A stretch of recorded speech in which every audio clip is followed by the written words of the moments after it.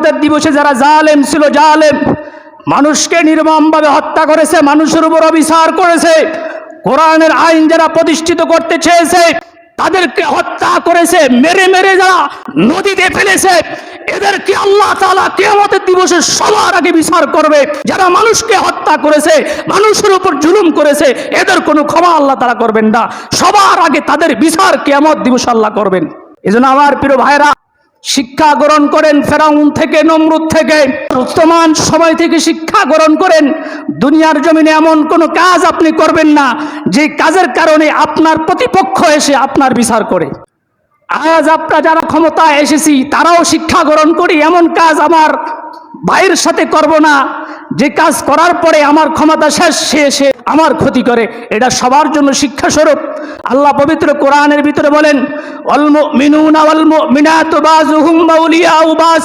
ঈমানদার মুমিনরা সুস্পষ্টভাবে শুনে নাও, তোমরা মুমিন হলা বন্ধু, মুসলমান এক অপর মুসলমানের বন্ধু। কাজী তোমরা এক মুসলমানের মাঝে ইয়ামুরুনা বিল মারুফ ওয়া ইয়ানহাউনা আনিল মুনকার, সৎ কাজে আদেশ করো, অসৎ কাজ থেকে নিষেধ করো। এটা হলো তোমার মুসলমানদের পরিচয়।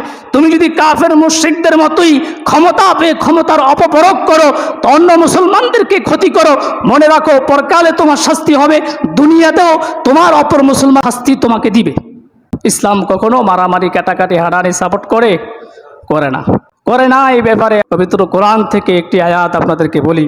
পবিত্র কোরআনে সূরা বাকারার 195 নং আয়াত আল্লাহ তাআলা জানান, ওয়ালা তুলকু বিআইদিকুম মিলাত তাহলুকা। দুনিয়ার জমিনে এমন কিছু করো না যেটা করার কারণে তুমি তোমার নিজের বিপদকে তুমি নিজে টেনে আনো। এই কথা কে বলেছেন? আল্লাহ। ওয়ালা তুলকু বিআইদিকুম মিলাত তাহলুকা, তুমি নিজের বিপদ নিজে কোনোদিন ডেকে আনো না। নিজের বিপদ নিজে কোনোদিন ডেকে আনো না, এটার মানা অনেকগুলো বোঝায়। তার ভিতরে অর্থ হচ্ছে তুমি এমন কোনো কাজ করো না যে কাজের জন্য তুমি বিপদে পড়ো। আজকে তুমি ক্ষমতা পেয়েছো, ক্ষমতার অপপ্রয়োগ করবা। আজকে তুমি ক্ষমতা পেয়েছো, মাজলুমের উপর জুলুম করবা।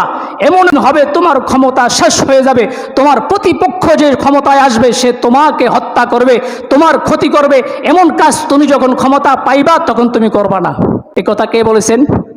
তুমি এমন কোনো কাজ সমাজের ভিতর প্রতিষ্ঠা করবা না, মানুষের প্রতি অবিচার করবে না, যে আজকে রাজত্ব তোমার রয়েছে, এমন একটা সময় আসবে তোমার ক্ষমতা শেষ, নিঃশ্বাস হয়ে গেছে, তোমার প্রতিপক্ষ ক্ষমতায় এসে তোমার শায়েস্তা করে, তোমার ক্ষতি করে। এমন কাজ তুমি সমাজের ভিতর করিও না। ওয়াহসিনু, সমাজের ভিতর শান্তি প্রতিষ্ঠা করো, ক্ষমতা পেয়ে ক্ষমতার অপপ্রয়োগ না করে মানুষের সাথে সৎ আচরণ করো, সৎ ব্যবহার করো।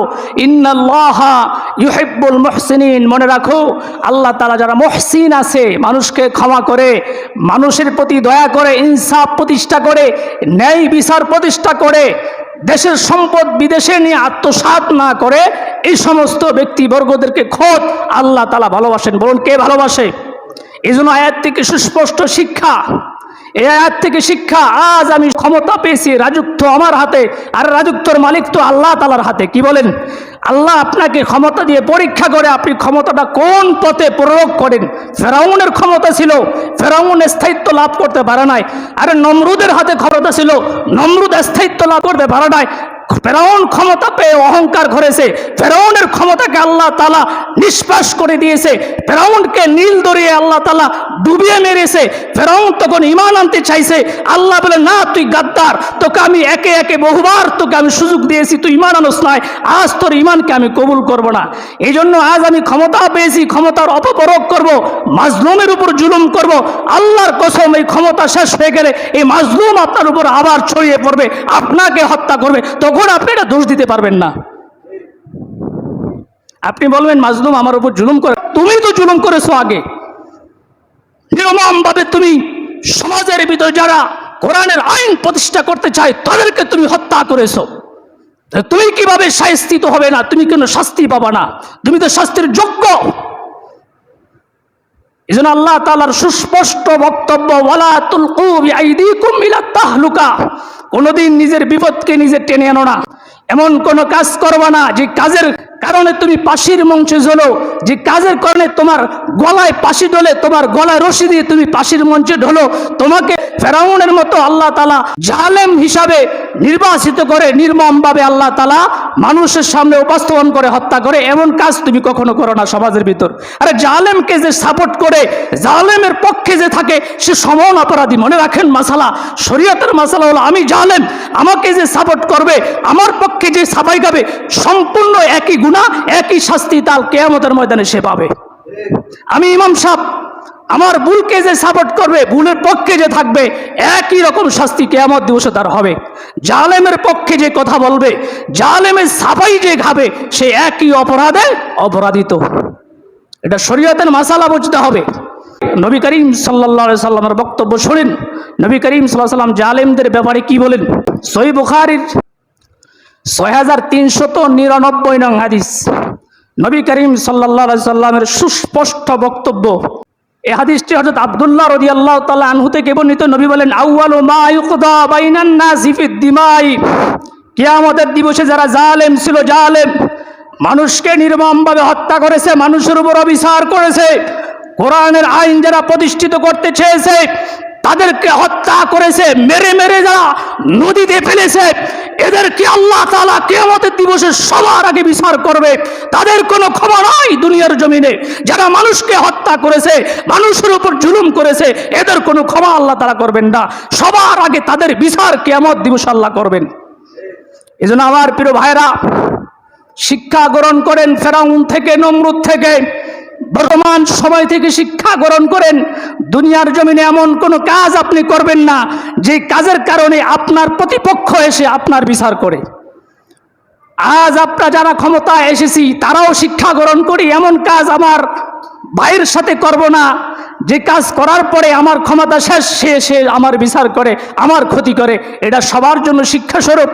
আল্লাহ পবিত্র কোরআনের ভিতরে বলেন, ওয়াল মুমিনুনা ওয়াল মুমিনাতু বাযুহুম আউলিয়াউ বায, ঈমানদার মুমিনরা শুনে নাও, তোমরা মুমিন হলা বন্ধু, মুসলমান এক অপর মুসলমানের বন্ধু।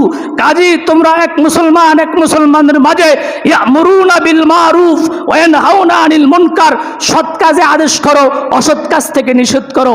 এটা হলো তোমার মুসলমানদের পরিচয়।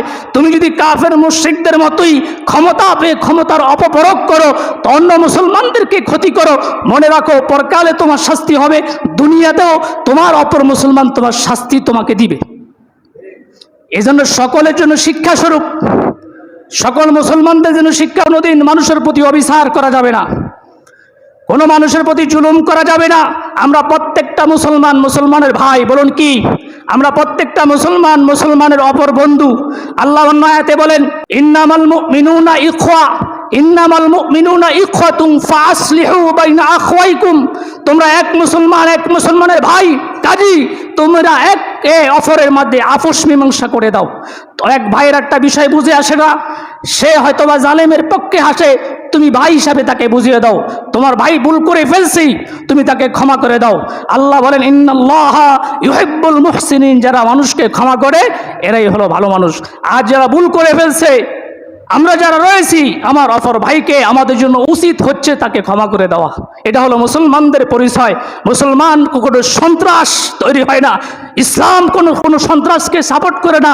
মুসলমান কোনোদিন সন্ত্রাস জঙ্গি হতে পারে না। আরে জঙ্গিরা মুসলমানের ভেষ ধরে, জঙ্গিরা মুসলমান ইমানদারের ভেষ ধরে, আরে খারাপ লোক মুসলমানের ভেষ ধরে। মুসলমান কোনোদিন খারাপ হতে পারে না। শিক্ষা গ্রহণ করেন, আমরা অপর মুসলমানের ভাই। ইমারতে ইসলাম প্রতিষ্ঠার বিকল্প শান্তির আশা করাই দুনিয়ার জমিনে বোকামি। ইমারতে ইসলাম প্রতিষ্ঠা করতে হবে, ইসলামের পক্ষে সাফাই গাতে হবে। আমি পরকালের প্রতি ঈমান আনছি, আমার আল্লাহ এবং রসুলের ইজ্জতকে হেফাজত করতে হবে, এবং ইসলামের একজন আমিরকে মেনে তার নেতৃত্বে আমরা পরিচালিত হব, এই অঙ্গীকারবদ্ধ হবে। বিধর্মীদের নেতৃত্বে গোলামিতে কখনো দুনিয়ার জমিনে শান্তি প্রতিষ্ঠিত হবে না। এতদিন করেছেন ভারতের গোলামি, ভবিষ্যতে করবেন পশ্চিমাদের গোলামি। যদি মুসলমান ঐক্যবদ্ধ না হন, মুসলমান ইমারতে ইসলাম প্রতিষ্ঠা করার নিয়ত না করেন, খেলাফতে ইসলাম আফগানিস্তানদের মতো এমন মতাদর্শ যদি আপনার ভিতর না তৈরি করেন, তাহলে সারা বছর বিদেশিদের গোলামি করেই মরতে হবে আপনার। মনে রাখেন, করেছেন ভারতের গোলামি, সামনে করবেন পশ্চিমাদের গোলামি। ইসলামী ইমারত প্রতিষ্ঠা করার চিন্তা ফিকির যদি আপনার ভিতর না আসে, সারা বছর গোলামি করেই মরবেন। তারা আপনাদেরকে লাঞ্ছিত বঞ্চিত করেই হত্যা করবে। বুঝে আসছে কথা? ক্লিয়ার? এজন্য মানুষকে ক্ষমা করতে হবে। আমরা মুসলমান, অপর মুসলমানের ভাই এবং বন্ধু। ক্ষমা করবো তো ইনশাল্লাহ?